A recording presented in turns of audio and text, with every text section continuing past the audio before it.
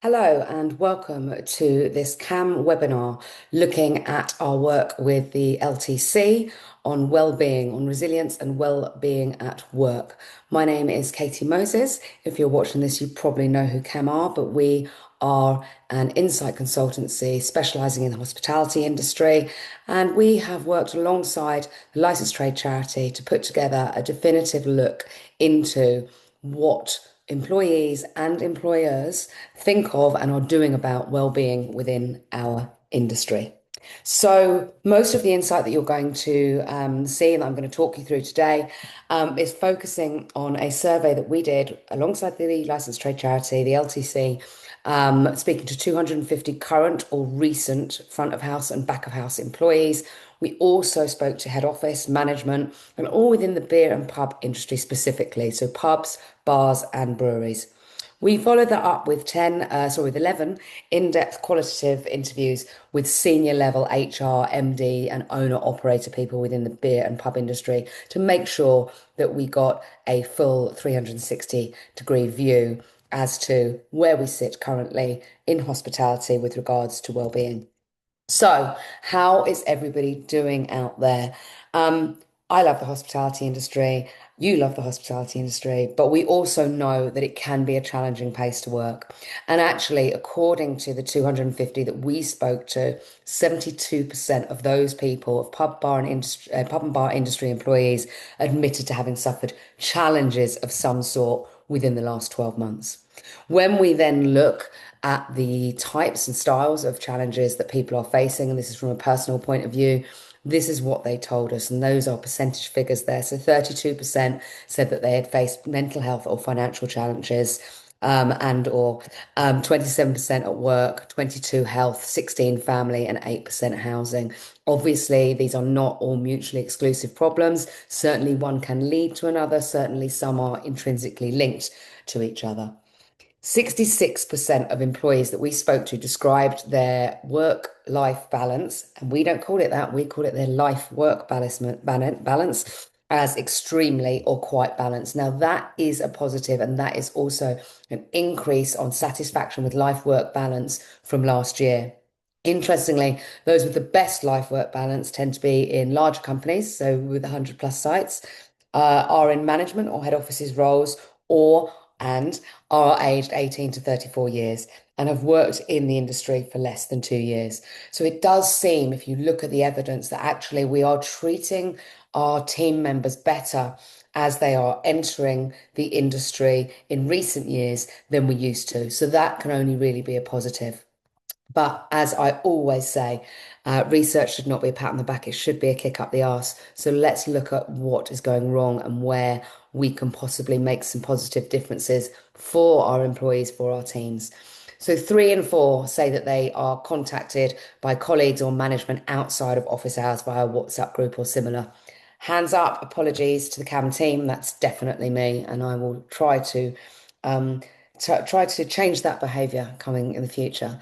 2 in 3, however, find WhatsApp or similar tools as a positive at work. So I think here for me, what we need to be looking at is the fact that we have the technology to help make positive changes within the way that we deal with our life work balance and the way that we deal with our teams. But we've also got to be very mindful that we are not just making sure that everybody is switched on at all times.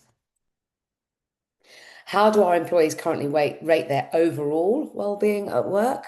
Actually, this is a reasonably positive chart. If we look at physical well-being and mental well-being, we are certainly looking at the majority as rating as very good or good.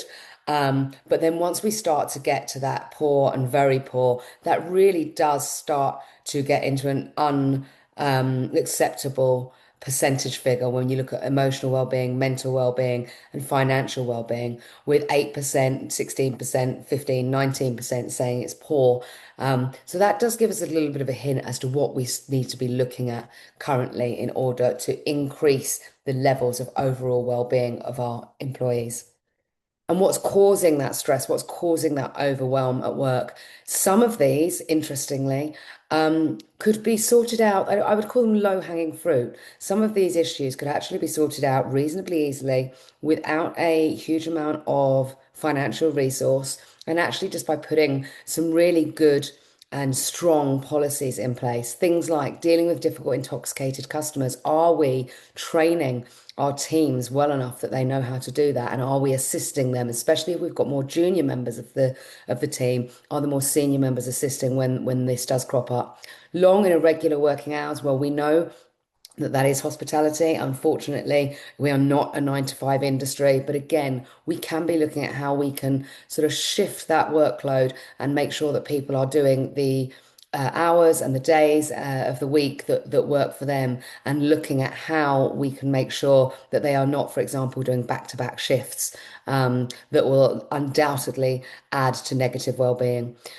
Things like high workload and understaffing, low pay, and lack of financial security. Again, all of these can be looked at by policies, looking at not necessarily just pay rises, but if you see there the lack of financial security rather than just low pay, how else are we helping our teams to understand financial literacy, financial education? All of that is incredibly important. 1 in 4 admit to feeling regularly stressed or overwhelmed at work, but actually that goes up to 53% who say occasionally. So that is too much in anybody's books. And the problem, well, many problems with feeling overwhelmed and stressed, but actually, if you look at it from just a bottom line point of view, is that those who are feeling regularly stressed or overwhelmed at work are taking more sick days than those who don't. And also, their productivity is likely to be lower. So let's just look at that very blunt and basic bottom line. What is the cost of not prioritizing employee well-being? The average number of sick days in our sector at the moment is 3. Now, the UK average is actually between 4 and 7 days, but we have to remember that hospitality has lots of part-time and shift workers, so this is probably not as representative as it should be. The direct cost per employee, based on minimum wage only, so not even looking at lost revenue, low productivity, etc., is £293 per employee per year. And the total annual cost of 6 days to the beer and pub industry, which is insight that was kindly given to us by our friends at the BBPA, is £305 million. So we're not talking small amounts of money here. This research links poor mental well-being to nearly half of sick days. So 48% of sick days, which equates to 1.5 million sick days a year, costing employers £146 million a year, is linked directly to poor mental well-being. And 92% of employees think that team well-being impacts overall productivity and service quality in their workplace. And they're absolutely right. We know that there is more than just a small correlation between the operators and the suppliers within our industry who are scored really well from customers and consumers, compared to how happy and how high employees rate their team well-being. So there is a real invisible cost here of poor employee well-being. You've got this direct cost of 6 days per annum, £293 per employee per annum. About £141 of that is linked to the poor mental well-being. Then you've got the costs of lower productivity, lower team morale, and you know that's going to affect everybody around them, higher staff turnover, and of course, poor customer service. If our teams are not happy, it is very unlikely that they are still going to be providing fantastic customer service at all times. Now, I also want to talk about presenteeism, which, unlike absenteeism, is very much hidden. It's not just about the number of days lost according to people being sick or not being actually present within their role, but actually being in work, but just not being able to work to the productivity level or to the level that you would like to be. So the idea of going into work when you have a poor mental or physical state of mind or state of health, actually we see that presenteeism is around 44 lost work days per employee per annum. So that idea of I'm coming into work, but I'm just not on it. I'm just not really firing on all cylinders for whatever reason that might be. That adds another 45.7 million additional lost days per annum in terms of productivity to our sector. Now, we know, both employees and employers know that improving team wellbeing will have a significant impact on businesses. So we asked the question, how do you think improving team wellbeing would affect the following aspects of your business?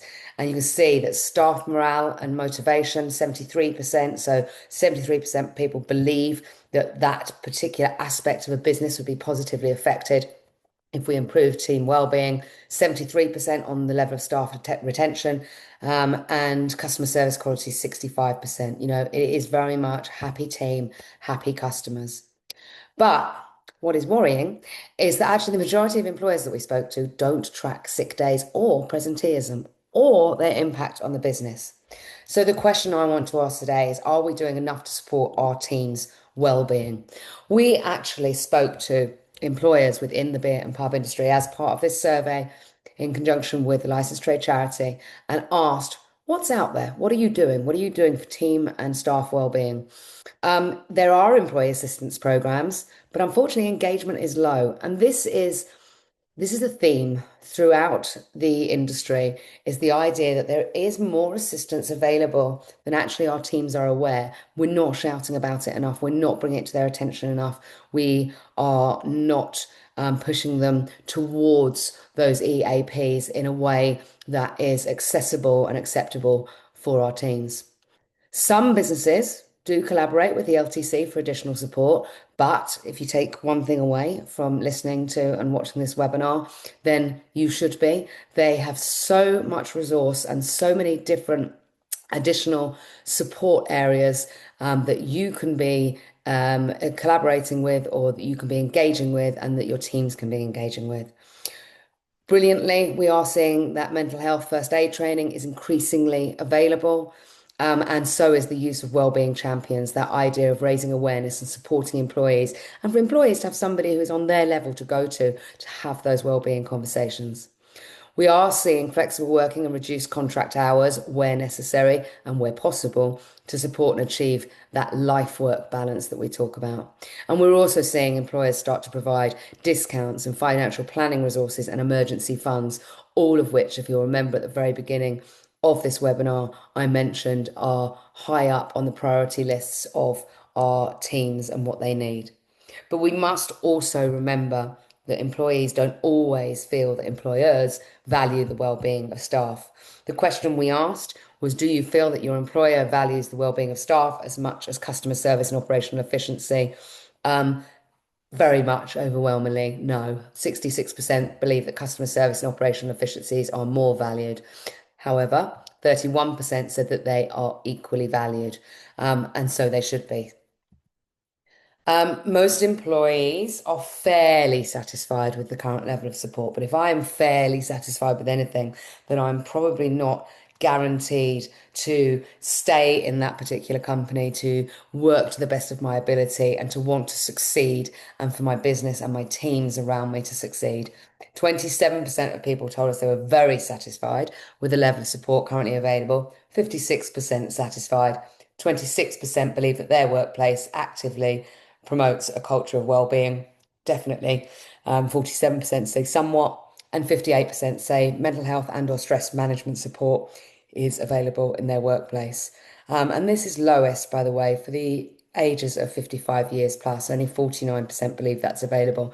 And that goes back to this idea that as new people are joining our industry, and we are an industry that over indexes on young employees, we are looking after them more than we are perhaps those who have been with us for a long time, those who joined us before perhaps the idea of well-being and mental health was on the tips of everybody's tongues as much as it is now. We said earlier, EAPs, they are available. They're just not necessarily utilised very well. 55% of employees, sorry, say that employers offer an EAP. And again, that lowest awareness is for the ages 55 years plus. So we need to make sure specifically that our longer standing and our older employees are aware of what we have to offer, and also that it's not just this sort of airy fairy program, but actually that it has a solid basis in helping and assisting them to look after their well-being and allowing employers to assist. The good thing is 96% of people we spoke to that who said that their employer offers an EAP know how to access it. The negative perhaps is that 49% have used it. So you've got 51% who know how to access it. Where there is one, have not used it. And again, it's that older, longer standing employee that doesn't use it. 62% rate their employer's communication on the wellbeing support available as excellent or good. But let's be honest, that figure should and could and will next year, I hope, be higher. Employers agreed that usage of EAP should and could be much higher. The majority of employers don't access any data from their EAPs, and that is just a massive missed opportunity. If it's done well, if it's executed well, the potential ROI on employee assistance programs is absolutely clear. The positive impact that an EAP has on employee wellness can reduce absenteeism by between 3 and 16%. For every £1 spent, employers therefore gain £5.20. And this doesn't even include the potential impact on presenteeism. So if you want to have a look at what that looks like for your business specifically, please do go onto the LTC website and check out their wellbeing calculator. So what can employees do to address the impact of poor wellbeing at work? Well, we know that 1 in 3 employees have never been asked to input or feedback regarding team wellbeing initiatives. So this is where employees can help, but employees can only help if employers give them the opportunity. We need to be speaking to our employees to understand what do they need, what do they want, what is going to make their life at work and outside of work a better place to be, and therefore, how are we going to get the best out of those employees? Employers are actually very open to having these conversations. They're open to well-focused training, workshops, events. You know, you've got there 92% of the people that we spoke to said that they may or would definitely participate in something like training workshops or well-being events. And you've even got the answers there as to what they want covered.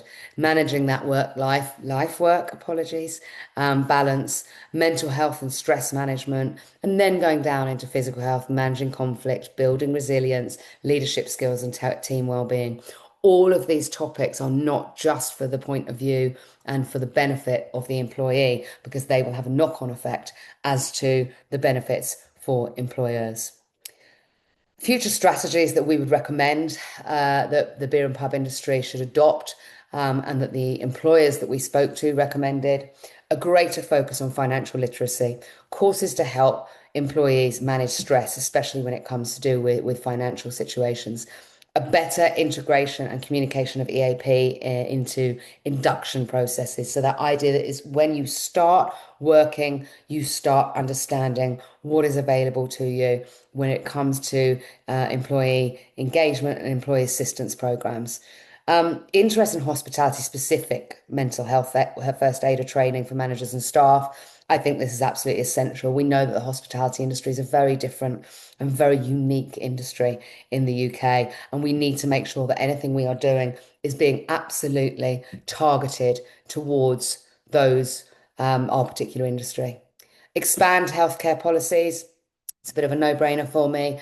Certainly at KAM, one of the things that we offer is the best healthcare coverage that we can possibly get. The fact is that if that is there, it's a safety net, though. Remember, we've still got to be looking at prevention rather than cure. And then some businesses considering an enforced switch-off policy for that life-work balance. Can't see that happening at KAM, if I'm absolutely honest. So, key takeouts from today's webinar. Poor mental well-being is linked to 48% of sick days, and we believe that this is costing the industry more than £146 million a year. We have to be aware of the invisible costs. Poor team well-being impacts productivity, it impacts service quality, it impacts customer satisfaction. 34% of workers report that team well-being greatly affects productivity, and to be completely honest, I would imagine it's much higher. Wellbeing support gaps. We have them. Many businesses have employee assistance programs, but actually the usage of them is often low. Effectiveness is rarely measured. Is there any point in having something that isn't being used, isn't being measured, isn't being introduced in the right way to our teams? Let's make sure that doesn't happen. Data gaps.